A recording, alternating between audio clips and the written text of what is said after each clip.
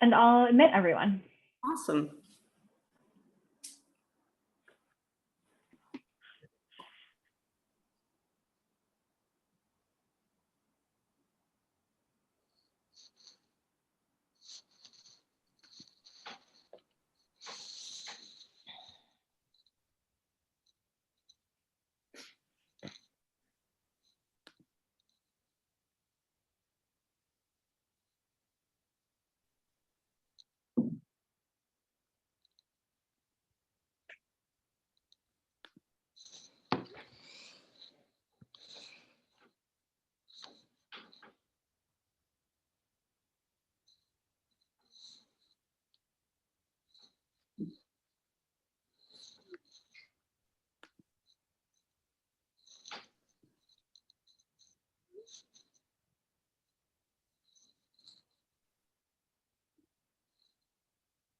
Well, it looks like people are trickling in and they'll continue to trickle in, but is it okay, team, if we go ahead and get started? All right. Well, welcome everyone. We are so excited that you're here today, and we've been waiting for this for a really long time. My name is Randy Bird. I am coming to you on behalf of the University of Vermont, our Masters for Leadership and Sustainability program, as well as the Crossroads Leadership Lab. And during this season of life, you know, there's so much going on here, at least in North Carolina, with spring and blossoms, and things are beginning to open. And for about a month now, we've been sort of in that shared spirit of seeing what is possible and what is new. And some of our collaborators have come forward, and you know, the shared spirit of what our program is about. You know, we're a learning ecosystem that seeks to create conditions that bring about relationship and well-being, balance, learning, and love. And two of our collaborators who are here today, Pamela Shifman and Anna Quinn, you'll be hearing a little bit from them today. And Pamela will be moderating the panel for us, yay. As we do, we bring along, you know, our beloveds, the people that we admire, that our mentors, are the people who inspire, the people who we know in community who are doing just amazing work, who may or may not have the platform or the opportunity to really tell our stories. And so today we'll be hearing from 4 incredible leaders, practitioners, you know, who have stories to contribute, especially around social justice. You know, in the spirit of Women's History Month, today is the last day of Women's History Month, but we celebrate women every day. This conversation will be about leadership, love, and liberation, particularly around women and girls. So at this time, I just wanted to set just a welcoming spirit for everyone, and sit back and enjoy. And I'm going to pass this off to Pamela. Thank you.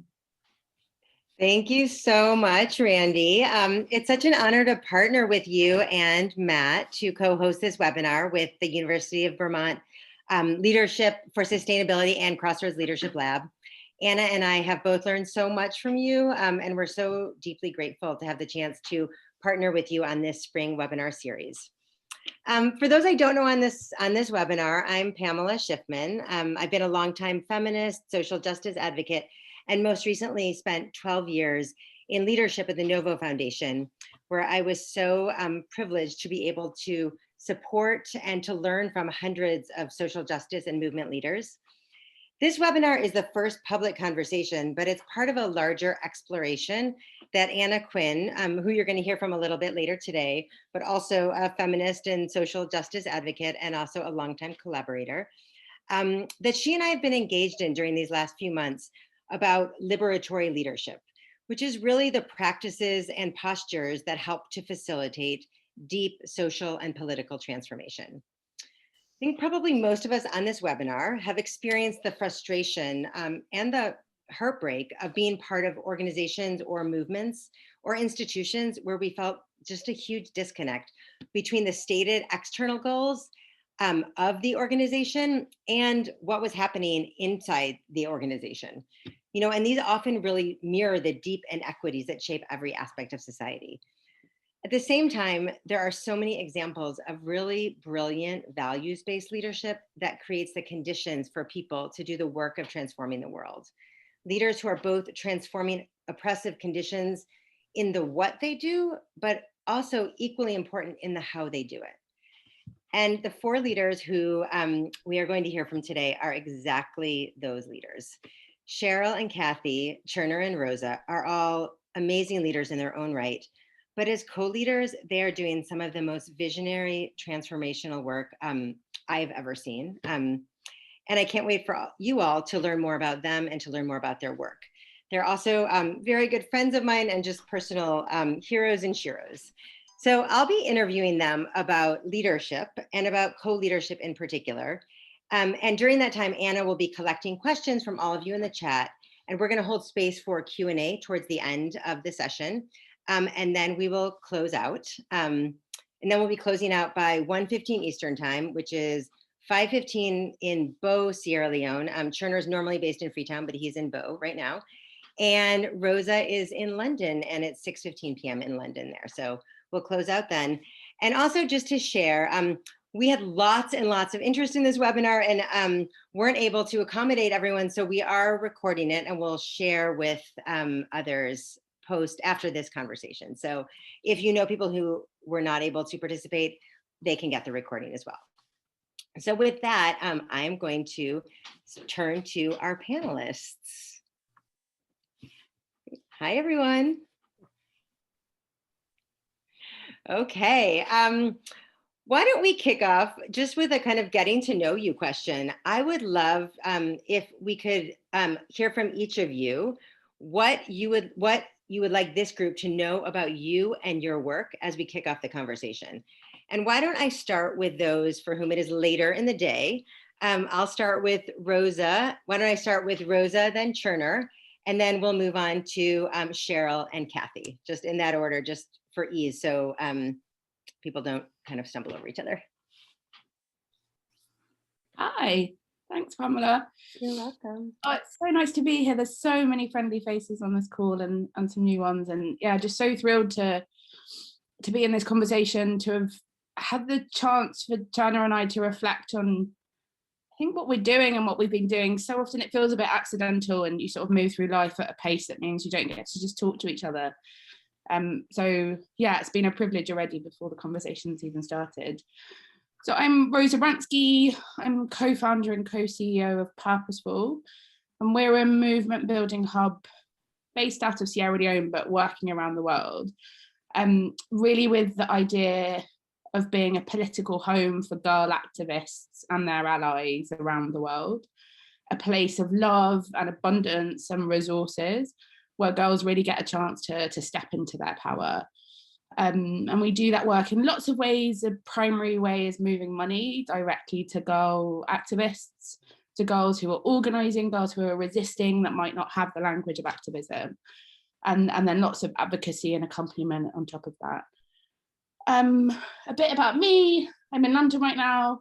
I'm 8.5 months pregnant, so if I get a bit breathless, it's because there's a baby pushing against my lungs. I promised Chernor I won't go into labour in the next week, but you never know.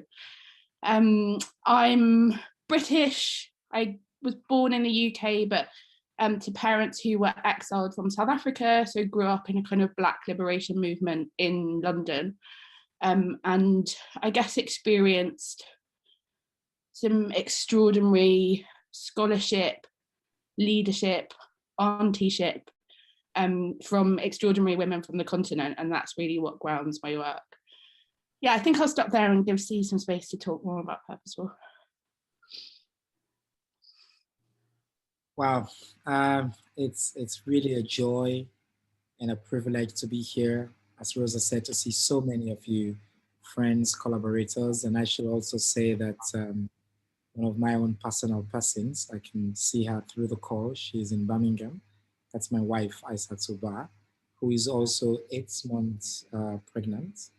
Rosa and I are co-founders and of Purposeful, and one of the things I think you're going to learn about us is, we don't make the decisions as coordinated as they ought to be as co-founders. We had our first babies as well around the same time.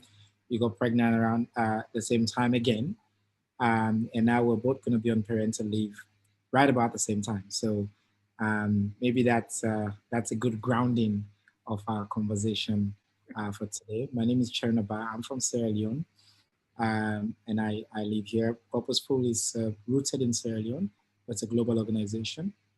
In our work, our offices are here, Kenya, the UK, and now as well in the US. So so as co-founder and co-CEO, Rosa and I get to be around all of this work. But a lot of the magic we do as well is here in Sierra Leone, where we're not only moving resources to girls and girl activists, but we're also actively organizing, being a hub, being a home for the movement, supporting girl allies, girl activists to come together to organize, providing what we call platforms, networks, and resources for girls and their allies to be able to make a difference. So we organize the movement. We push for radical reforms and changes as well.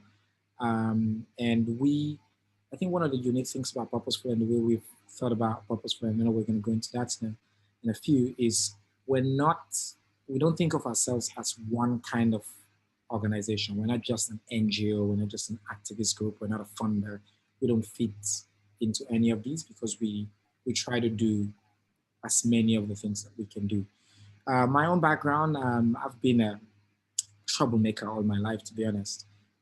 From growing up in war here in Sierra Leone, and since I was a teenager, I've just been a bit of just an organizer, helping to organize a children's movement here in Sierra Leone, in the peace process, and then a youth movement, and then really getting my political education and enlightenment from a lot of, I really love the word you just used, Rosa, anti-ship.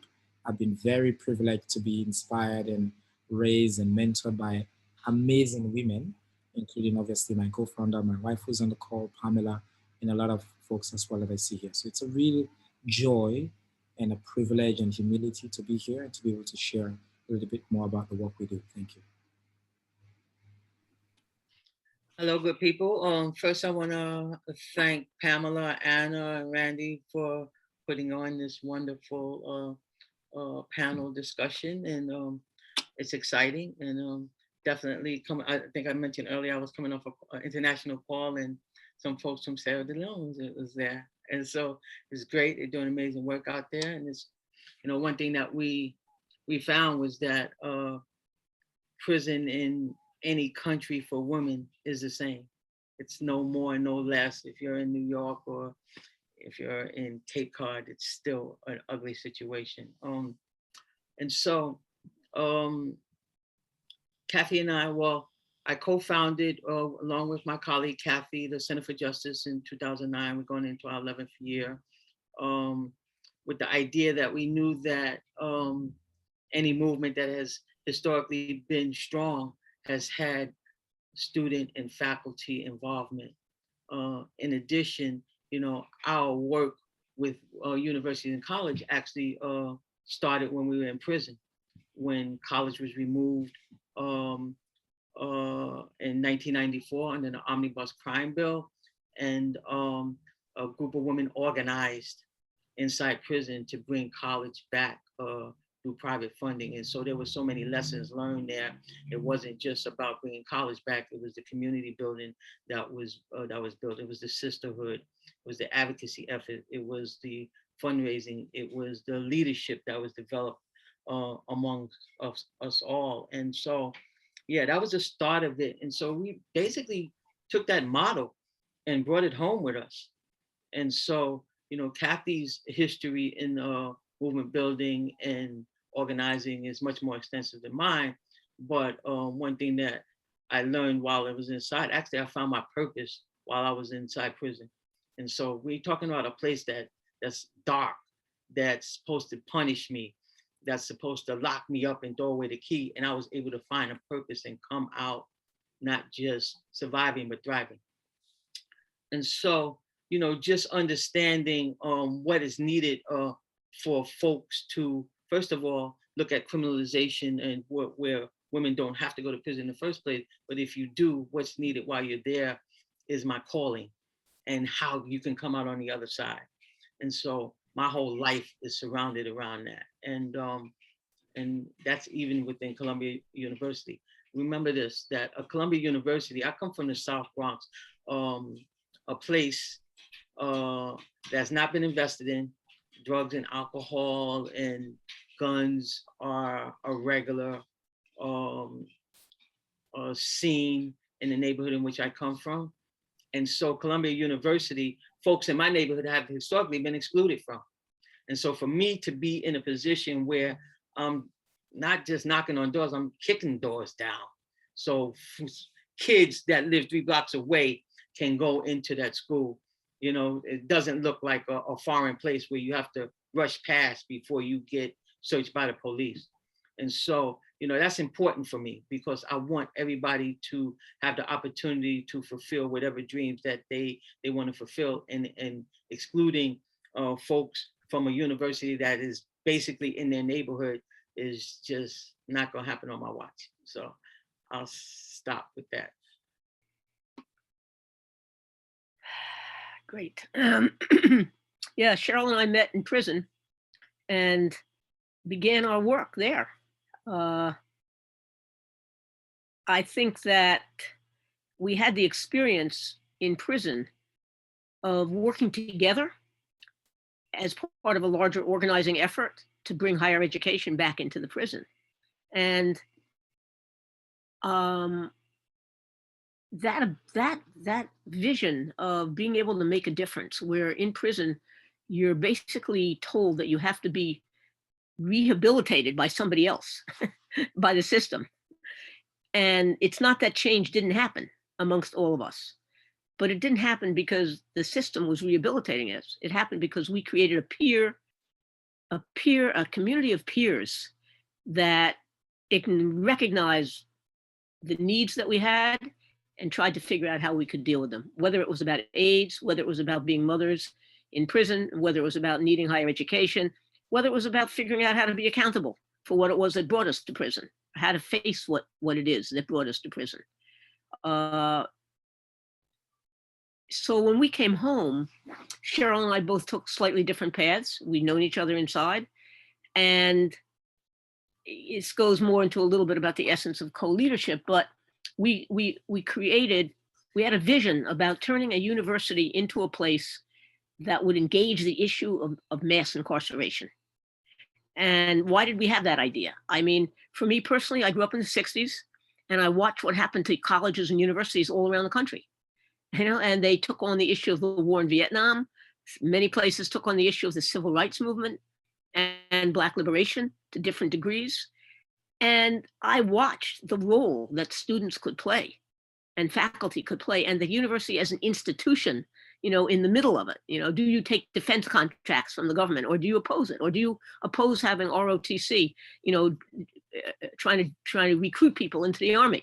Or do you say, wait a minute, we don't want those people recruiting on our campus into a war that's destroying another country? And so I think the idea that a campus would be a place to bring in the issues of incarceration and women in incarceration and try to engage people and extend the movement that was slowly building. That was why we ended up going there, was to create another site to be part of the movement. And what we had to draw on was the fact that we were part already of a community of women in particular that were coming home from prison, and that we had all done some work together. And we also met with men. Both Cheryl's and my previous job before going to Columbia, each of our jobs meant that we were broadening our whole network to include men as well as women. I think that the thing that we learned very quickly was that as much as we saw the resources and the need to educate people inside and involve people about incarceration, it was through bringing people together from the community that were deeply impacted by incarceration, either because they'd been in prison or their family members or their community was affected, with people in the university who had an interest but might not have had any impact yet. And it was the synergy of people coming from very different places that really created the excitement and created the growth that's happening ever since then. My own background is I grew up in a family of people that were, I would say, radicals, social justice oriented.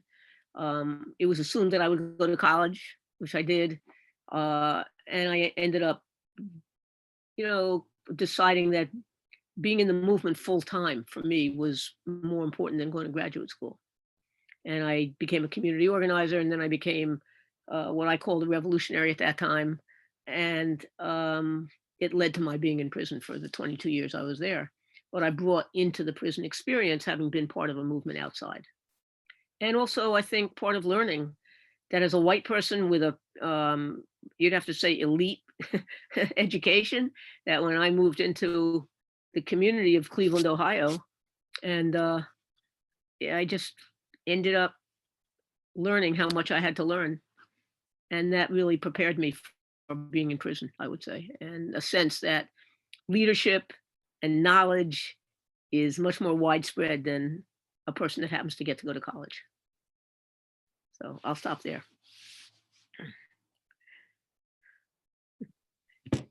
Thank you all. That's yeah, there's so much richness in what each of you shared. Yeah, so I would love to, thank you for all of that. I would love to ask you specifically about your relationships with each other and how you feel you have been changed by your relationship with your co-leader. What have you really learned from them? Yeah, and what has changed you as a result of this partnership? And maybe we can start like the other direction. Maybe why don't we start with Cheryl, so we give Kathy a minute to rest from talking, if that's okay. Cheryl, we'll go that direction. Cheryl and Kathy, and then we'll go to Chernor and Rosa. Okay, great. Yeah. Thank you. I guess one of the things that, and it's ironic because Kathy is a white woman and coming from a movement, actually a white woman taught me about the struggles that Black women in the movement had with white women in the movement back in the 60s. And so, she definitely taught me about the movements in the past and what were the struggles and how they had to compromise. And so, just giving us a history lesson on women in the movement. And it's just incredible for her to just recognize and notice that, and notice to a point where she needed to explain to me why white women and Black women didn't mesh in a women's movement. And so just because of the differences in what they believed in and where they come from and who it affected and who it didn't affect. And so all these things came together that forced that divide. And so, yeah, it was incredible just to hear, a person who was a part of that movement as a white woman and talking about the struggles and really how we can come together, because that's what it's about. And so, yeah, that's pretty incredible. I mean, she taught me so much, I mean, just about collective leadership and things like that. And we're going to talk about that later, but and building community. And, one of the things that we were fortunate was that Kathy and Judy were a part of organizing, and a lot of things that happened in the prison that I was in, they played a critical role in working with us and teaching us how to organize, and and so until we became grounded in a sense that we were all doing different things and we all had different strengths. But I've been to 3 different prisons in that one bid, because they send you around the state, and I don't know anybody or any prison who organized the way we did at Bedford Hills. And if they started organizing, it's because women had transferred to another prison and they brought that skill and expertise. And so it's definitely about building a community and a sisterhood, and it's mainly because of my friend, my sister. I mean, that's saying a lot. I think for me, the recognition that I guess the recognition that knowledge of what needs to be done and what are solutions is really located profoundly in the people who are directly impacted. And I feel like, it's so easy when you're, in a certain level of society where people have become doctors and lawyers and sociologists and, have a lot of dreams, good ideas of a new society. And yet they're not the ones that are in many ways the most affected by a lot of the problems. And Cheryl has constantly reminded me, not because of having to say, Kathy, wait a minute, or sometimes she does say that. I don't think you get that, Kathy, but just by who she is, the community that she comes from, and what she sees. So my eyes are constantly being opened by her to see a level that I wouldn't necessarily see, in spite of the fact that I was in the movement, in spite of the fact that I was in prison for as many years as I was. It doesn't matter. My background, it continues to play a role in limiting things that I can see. And Cheryl quietly or directly impacts me on being able to see reality in a way that's much richer and critical to understand as we think about making a better world. I think she also has a lighter manner. I think I'm a little, I like to laugh, actually, but she has a lighter manner of looking at things. And I think it's really healthy and it's really good because she can laugh at something or make a joke or something or just is lighter. And that's also really been a really important thing. I don't know if I'm learning, but I certainly love being with her.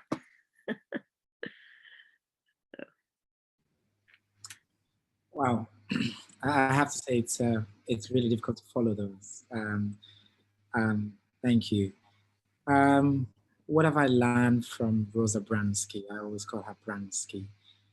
I think when we were reflecting on this, we both had a lot of conversations about how we have formed this union, this bond and trust, and how organic it's been built based on friendship, mutual respect, and love. We both come to this work from, our backgrounds could not be more different, right? And our identities, even in this space that we both hold and carry, sometimes are pluses and minuses. She's a white woman. I'm a, Black African man with a very Muslim orientation in a very feminist space. So there are both pluses and contradictions and how we hold each other up in all of those.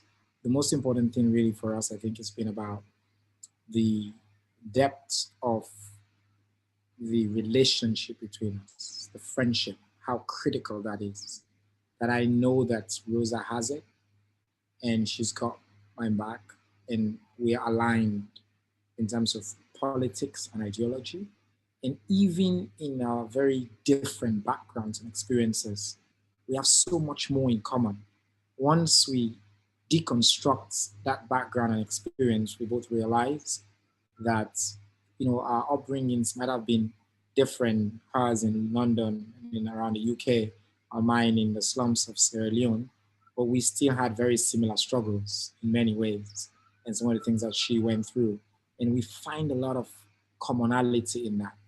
The challenge is being inspired by, strong women, our moms, almost never taking for granted that we will be where we are today, being really grateful for where we are and where this journey has landed us.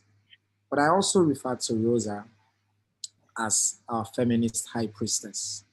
She, all throughout, everywhere I've in most of the circles that I've been, people have, I've considered myself pretty radical, but I'm not nearly as radical as Rosa is. She's, after all, Red Rosa.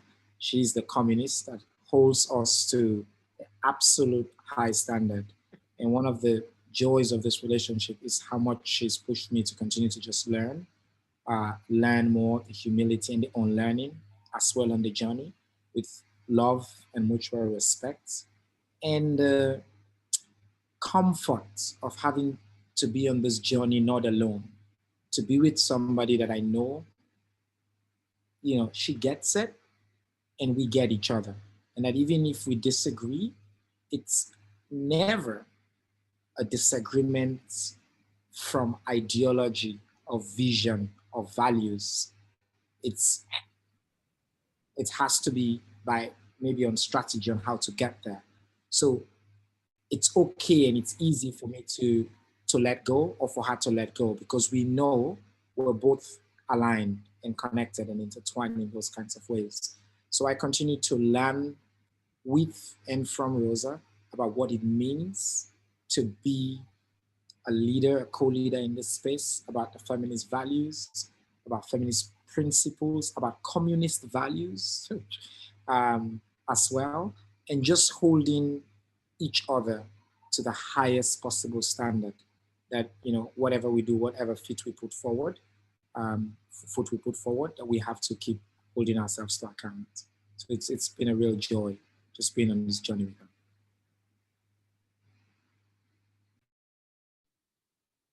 See, isn't this nice to hear this from each other?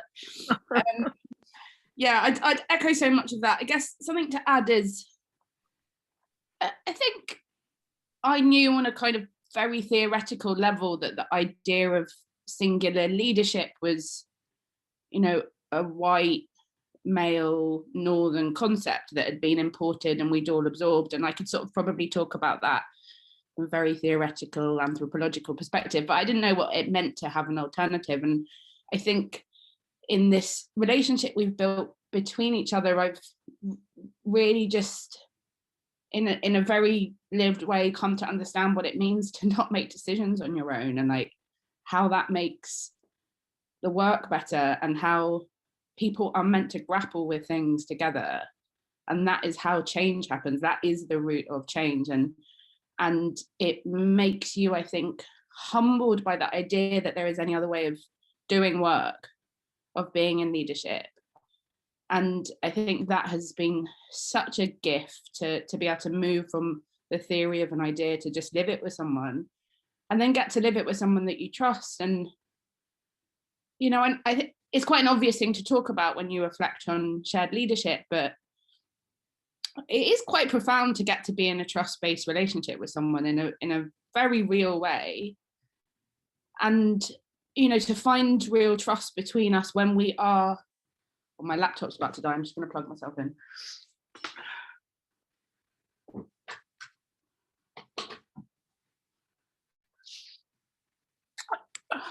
To find, I think, trust sometimes because of our difference, despite of our difference, by accident, by design. I think it's an amazing thing to have experienced, and then to model for the people with which we work. That doing together, making mistakes together, trying together pushes you further.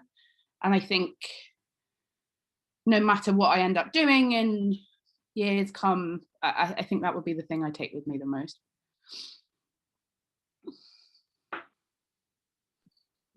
Thank you. There's so much resonance between what you are all sharing. And I think one of the things that, there are many things that I'm taking, including the kind of importance of deep relationship and trust in order for this kind of, co-leadership to work. And something else that I'm really sitting with is the work that both of you do, ending mass incarceration and with women directly impacted by incarceration, and with adolescent girls. Those are people who are often underestimated, right? Like the power of the organizing that comes from women in prison, women coming home from prison, is underestimated. The power of organizing and leadership that adolescent girls have, totally underestimated. And I think that I think there's something really there about the way that you all do your work, which is related to the ways that you see, believe, value the power of adolescent girls, that values the power of those who are directly impacted by incarceration. So there's just so many different connections which are really, really meaningful.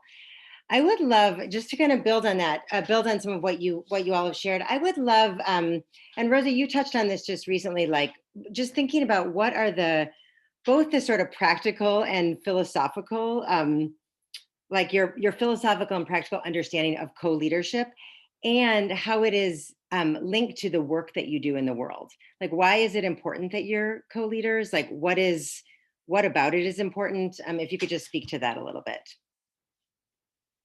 I'll offer it to anyone. And also say, if there's another question, we have a lot to talk about. So if there's something that somebody doesn't want to answer, that's also fine. And we can, to make room for more questions. But does anyone want to build on that or add to that? Kathy, you're on mute. I think there was a relationship between how Cheryl and I work together and how we view the community and leadership more broadly. I mean, we see in each other, I don't know, constantly examples of ideas and things to do and how to move. But we see that within the people that we work with as well. So the concept of leadership, unless we define it, we see ourselves as embedded in a much broader group of leaders, I guess is the right way to say it. And it's because we see in the community that we are part of the leadership that different people have at different times around different things. And therefore our relationship with each other is embedded in a much broader connection to leaders, I would have to say. And we have a responsibility to continue to understand that, to nurture that, to mentor that.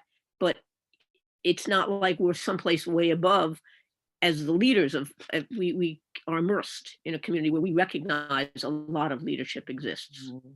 Mm-hmm. Yeah, Chernor. Oh, sorry. Did you want to add to that, Cheryl, first? And then I saw Chernor wants to get in next. Okay. I think that more than anything is recognizing each other's contribution to the work and to others. And so I think that, I mean, being in an elitist school, that they put those labels on us much more than we do, even right. Not just ourselves, but our whole team, you know? And so, and that's how we work. We work within a community kind of, and you touched on it earlier, Pam, trusting relationship, and where everybody has a contribution to make to the overall goal of what we're doing.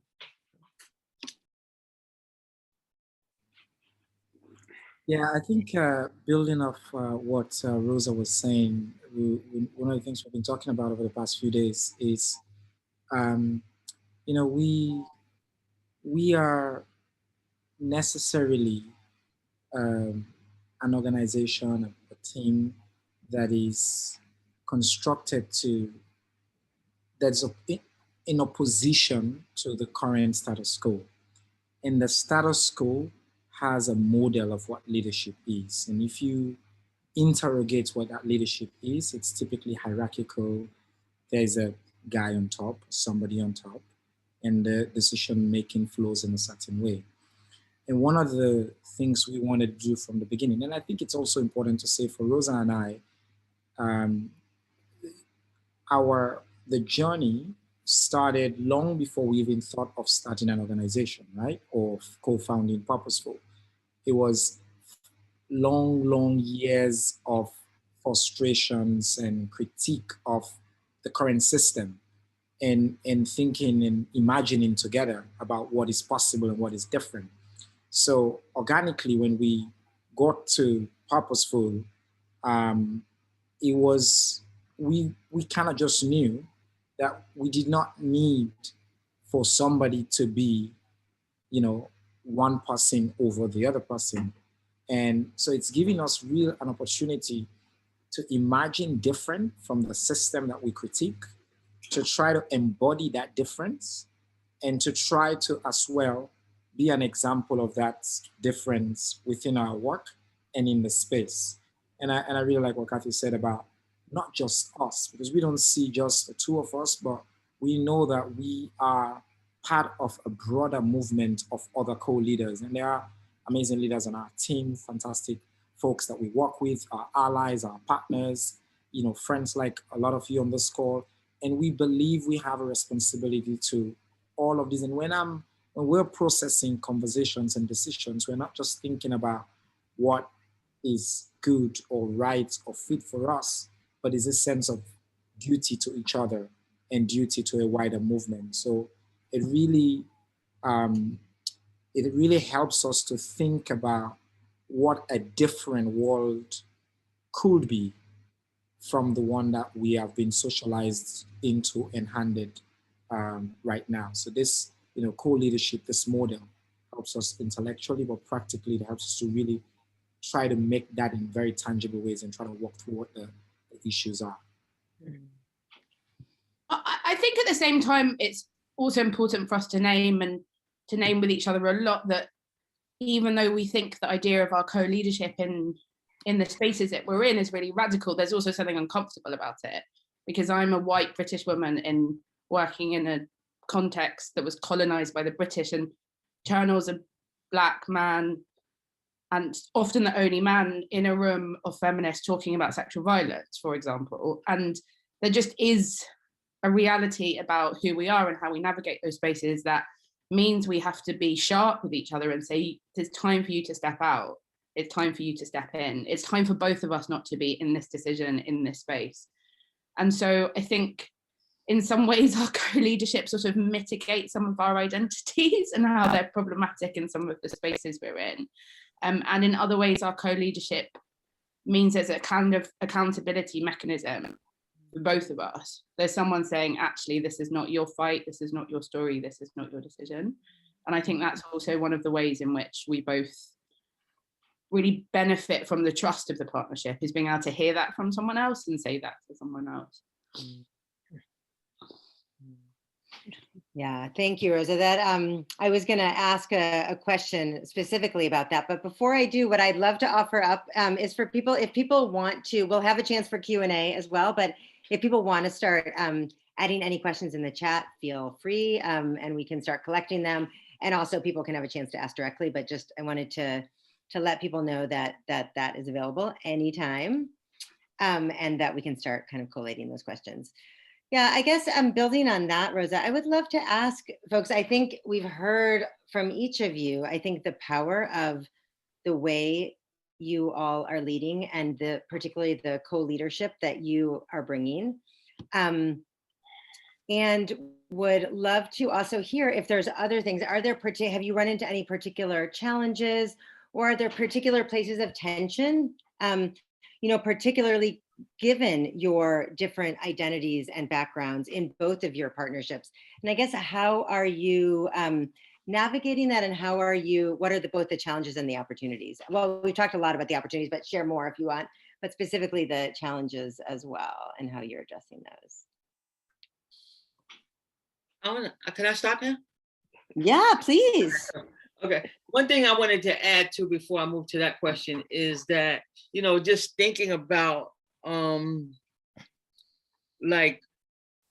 I was drawing on what Rosa said, like this step up, step back kind of situation. And I think that we're in a time now that where I tell Kathy more that, okay, you got to step back a minute, than she ever tells me that I have to step back and we're in a situation. And that leads to what you're saying now as it relates to where we're at. I mean, just our race itself, and what's happening with Black people across America, actually across the world, and what that means for us. And so there's a lot more stepping up for me at this moment, just to represent us as an organization, and not just within the community and just in institutions and things like that, because now everybody's trying to get it right, so they say. But what I ran across was that I was being asked by a lot of different groups that were predominantly white women, wanted me to come and speak and basically, tell them how they can do better. But what that was doing for me was taking me away from my community. And so then now Kathy stepped up and said, well, they shouldn't be asking you that. You send them to me. And then so there's that stepping up, stepping back thing that we're doing much more now because of issues surrounding racism and the heightened awareness on what's happening in our country. So I want to say something. I somehow subdivided in my mind when we were going to talk about sort of co-leadership. And I want to just reiterate what both Rosa and Chernor have said, which is the values that Cheryl and I have. Sort of how we see things, and a friendship. Like we just spent time on, we should have been preparing maybe for this, but we were talking about women's basketball and the various games that were last night, and how exciting it is about what's happened in women's basketball, and we share that love, and it's interesting. So I think that the co-leadership aspect, this isn't getting to your question about challenges, Pamela, but I just want to reiterate the values of how we kind of connect to the world. It's the foundation of co-leadership. And it's not like we ever talked about it. It emerged, it grew, and we, I guess, recognized it from time together and working in prison. So I just think it's you can have like the theory of co-leadership, but there's a foundation that's needed for that to work. And I think that we have that, which has been great. And we never talked about it before. So this panel, has led us to reflect on that.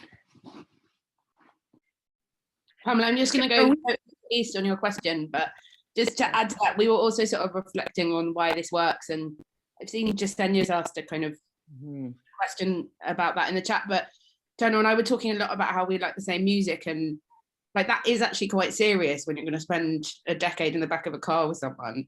We first met in Ethiopia and spent a month in the back of a car basically, and if someone had bad music taste, that would have been a problem.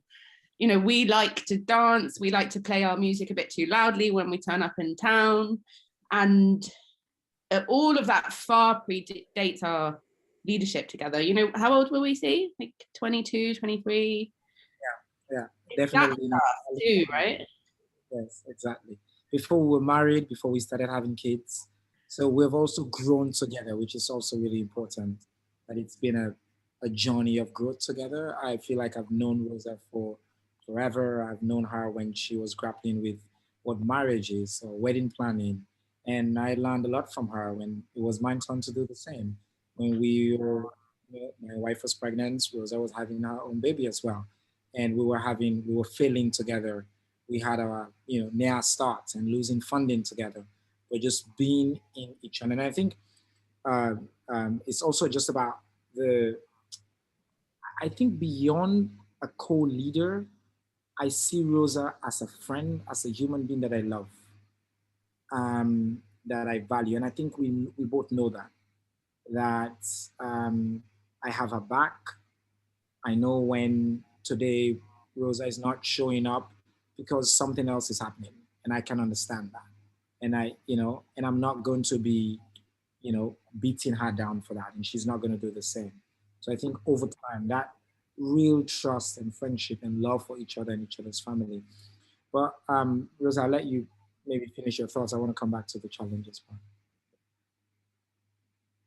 Yeah, I mean, I guess that's it really. Just, sometimes people ask us about advice for, how do you choose a co-leader? And like, I don't know if this is probably not very helpful, but in some ways I think you can't, like there is something a bit like alchemic about it. It was sort of in the water between us. It kind of happened. It's not something we really planned. It's just what happens when you're in sort of principled struggle with someone and then work emerges out of that. And I don't know if an HR department would never have put us together. They would have thought that was a terrible idea. but when we did it for ourselves, it kind of worked in a way that wasn't predictable. I'm going to let us return to the actual question there.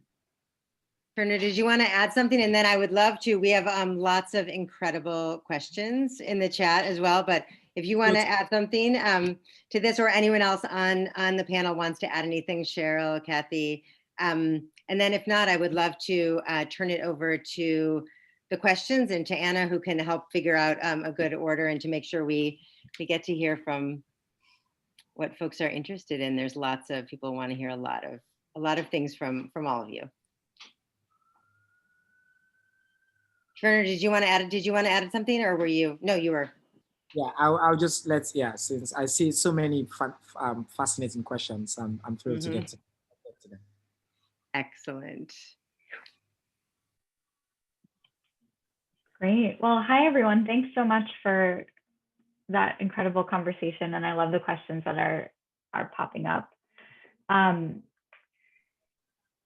There's two questions that I think are maybe related to each other. So why don't we go to this one that's about how do you approach leadership extending from women directly impacted by incarceration, adolescent girls, and building from community to transform the roles of people who are serving them in the institutions that they come in contact with. And then I think there's maybe a related question about how do you manage co-leadership in a team in the community that you work within?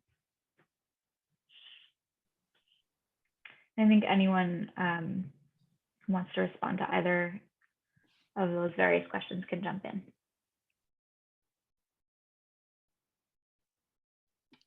I think for us within our community and movement, that I think we mentioned earlier that we recognize each other's strengths, but also we ask, we have focus groups, we have one-on-one discussions, like, what is it that, where do you want to be, and what is it that could support that growth in you? And we act on that. It's not like, we're saying that you're not a leader now.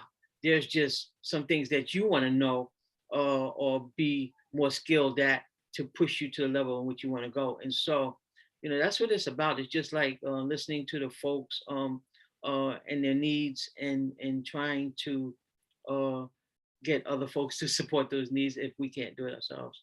And so what's building now within our movement is that there are many different trainings and institutes, and we probably talk about that later about ours, but in different ways. And that's one of the reasons why Kathy and I are in the university as well, because we take advantage of anything that they can offer to our community as it relates to skill building and stuff.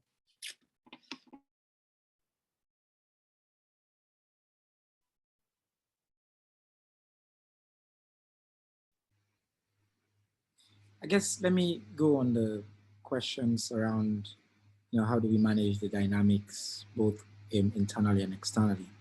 I think we make clear that for us, leadership is not a hierarchical, or I think we're committed to our values and principles, and that we're gonna get it wrong sometimes, but that we're gonna keep asking the questions and we're gonna hold each other to account. So if I'm not in the room and something has been said or done, it doesn't mean that because Rosa is approved that I cannot ask a question. And I think we model the idea of we can always constantly just ask questions as long as they are based on our values and invite other people to do the same.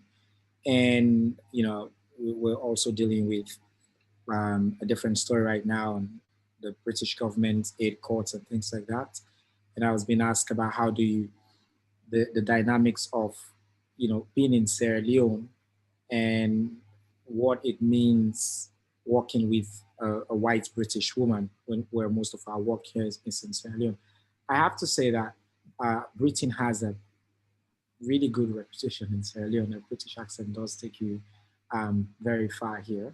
And it's not, the instinct of people is not to push back on Rosa because she's a white woman. That's what I'm trying to say, that people are not saying, oh, but I think between us and amongst us and in our team, which is obviously much more educated and folks like that, we, you know, as Rosa said, we hold each other to account. We try to hold each other on what your space is and what the dynamics are within our team. There are some conversations that need to be had between and among the Sierra Leone team, and Rosa's presence in the room will be unhelpful.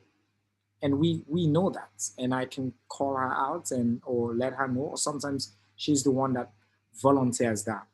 But I think at the end of the day, it also helps in our case because Rosa is an anthropologist who spent a lot of her years as well, just, you know, traveling around the world, and is much more culturally sensitive and can engage in these spaces and knows when to step back and how to cultivate other voices on our team. I think at Purposeful too, we have we share leadership with a wide team that is over 90% young, dynamic women. And many of them, you know, we don't need to give them permission to take space because these are strong feminist women. And so that also is a dynamic that plays out even in our own leadership. I think one of the things we've tried to sort of practice and learn about more structurally is the idea of participatory decision making. That's something we do in our grant making sort of quite specifically. So girls and young women are deciding where resources go, a kind of across context. So from like really community rooted philanthropic mechanisms to like global grant making. And that's like fairly well-known work. And, you know, we're following in the long line of others who hold participatory grant making processes. And then we're trying to learn more about what it means to have participatory decision making happen across the organization. And that's like super bumpy for sure. I think there are ways of facilitating those processes that we're still kind of coming into our leadership about. But I think as a kind of structural way to model what the work needs, it feels like the kind of next obvious step from co-leadership.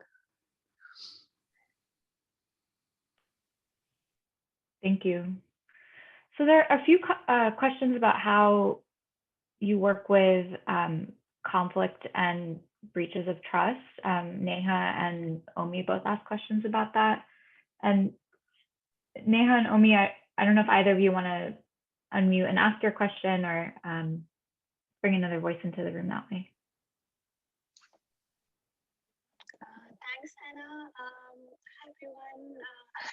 I wanted to ask this question particularly, you know, because I'm a co-founder who has exited after 10 years, and I've gone through some deep ruptures, you know, which some we were able to transcend, and then also at some point drawing a boundary, you know, so just was wondering, you know, from your deep experiences in if you had any wisdom to share with us. Thank you.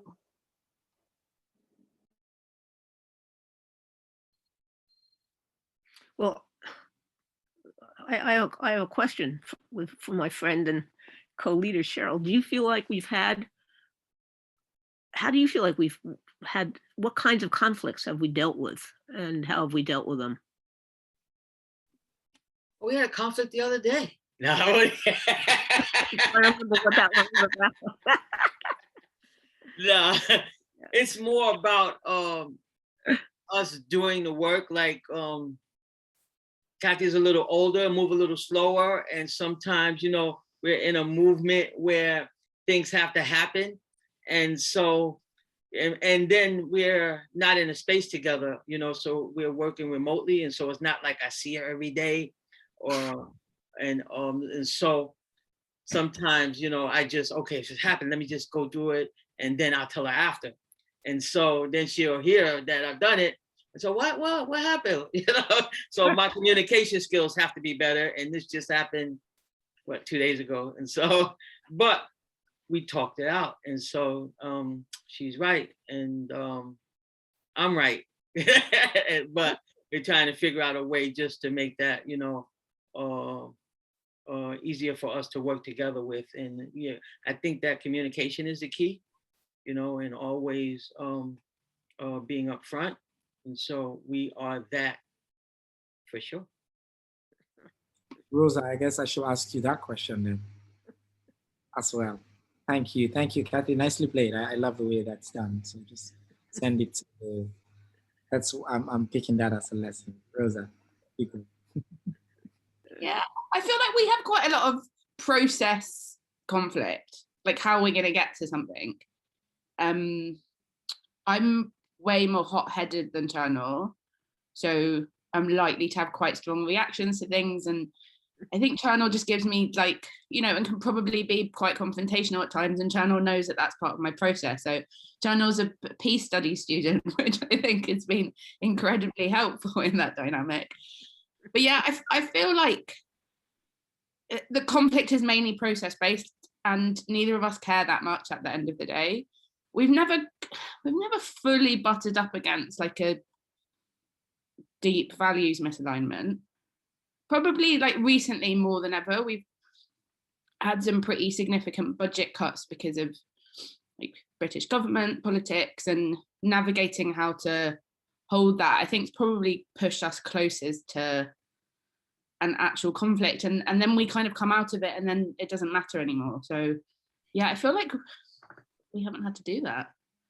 Yeah, and I think at the end of it as well, especially through those processes, we do get closer and we learn about each other a little bit more. I think my approach as a peace studies student is that conflict is always an opportunity, especially when it's not. And I know that there are some that are fundamentally just disruptive and you feel violated and all of that. That's not happened, knock on wood, between us. So there's a strong baseline. But these conflicts on process, on how we get there, on sometimes big decisions or things like that, because we allow each other space, to be on that journey, to push each other, but with the comfort that I know that there's never ill intent here, that we both want the same thing. It's just a question of how we do it.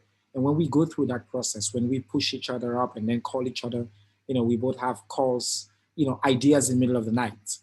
And I think that our partners are aware that we call each other when something is really, really up. I mean, and we get into those calls and we're through those processes. And at the end, I think we come out feeling much deeper love for each other, much respect for each other, and feeling better about having been through the rigors in the first place. But it is a dynamic, and it's, yes, both the language, the background that we come from, the experience, and sometimes it can feel like I'm saying something and Rosa is not getting it. And sometimes she can feel like she's saying something and I'm not getting it.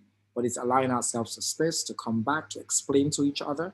So I think the assumption always is that it's because she doesn't yet know what I'm trying to say. I haven't expressed it better yet. So it's about communicating it, and that baseline of, okay, how do we find that common ground? It makes us stronger. I just want to add one thing before we move on.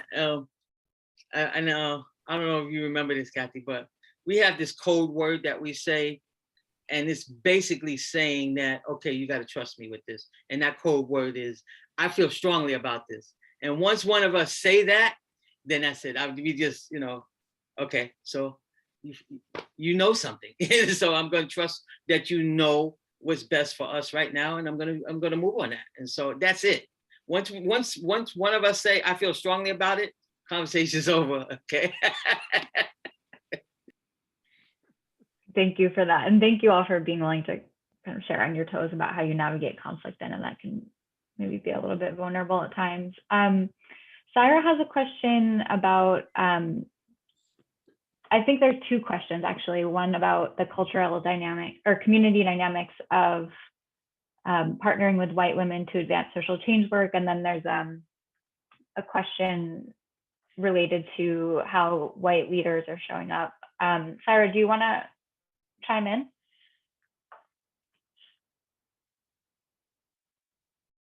Yeah, my second question wasn't about white leaders. It was about what work are Kathy and Rosa engaged in around the transformation of white people, and et cetera, as you can see from my question. They're very pointed questions. Thank you, Sarah, and apologies that I I misarticulated it. Thanks for clarifying.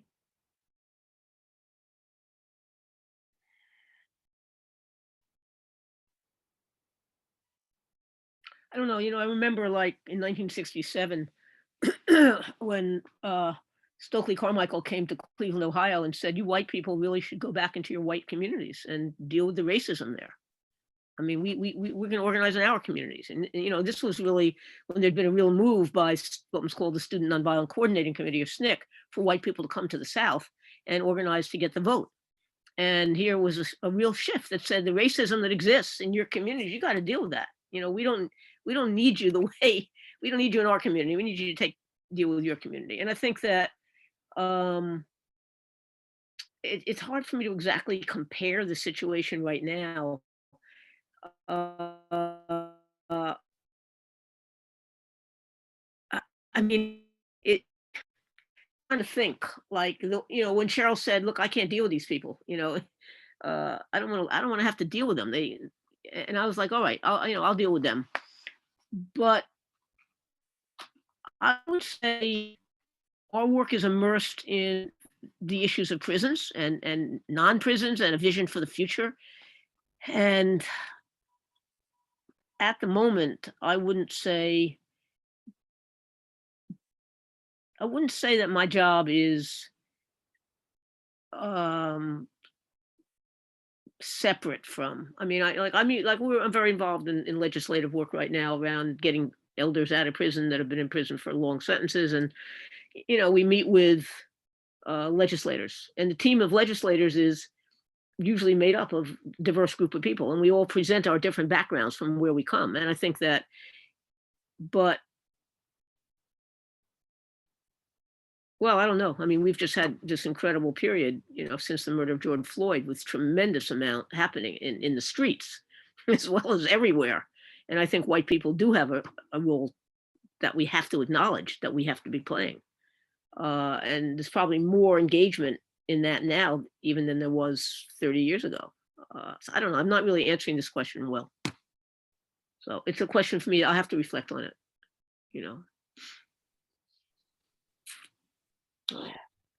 Yeah, I mean, it's an important question. And I guess I try and think about the organizing I'm doing amongst whiteness and power through two lenses. One is primarily my work with Purpose was organizing donors. So I do most of the fundraising with the organization, and then do lots of donor advocacy and organizing work. And I guess that's an attempt to utilize the particular position of my whiteness and my Britishness, actually, which is like a very particular type of whiteness, right?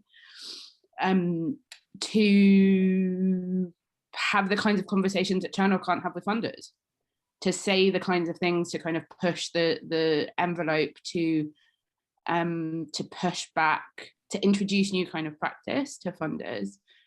I don't know how successful that work is really. There's a kind of a relationship with money and whiteness and power that sort of combines to make it sometimes feel almost entirely futile. But I suppose I feel like that's probably the best place for me in this work, is to try and organize money for our movement.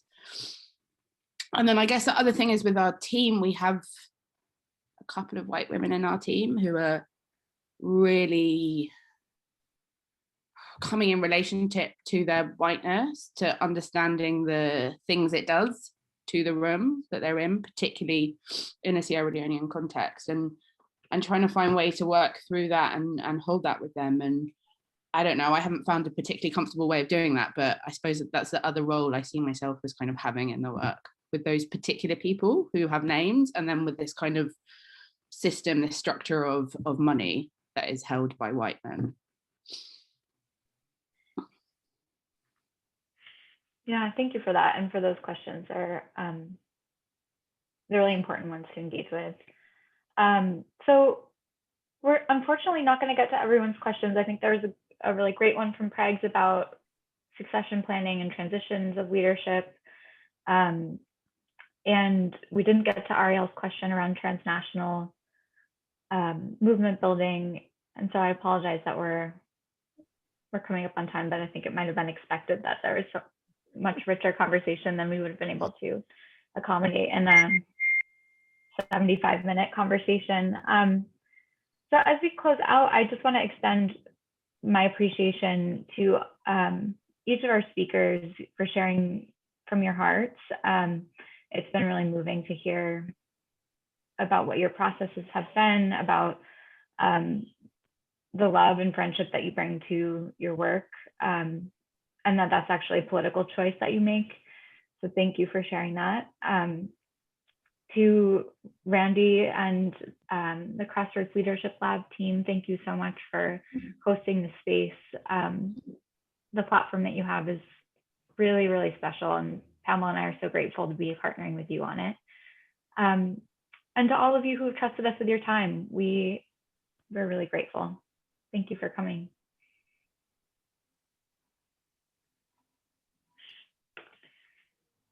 So with that, I think we'll start to close out. Thanks everyone for chiming in the chat. Just huge appreciation for each of you and all that you're doing. Thank you.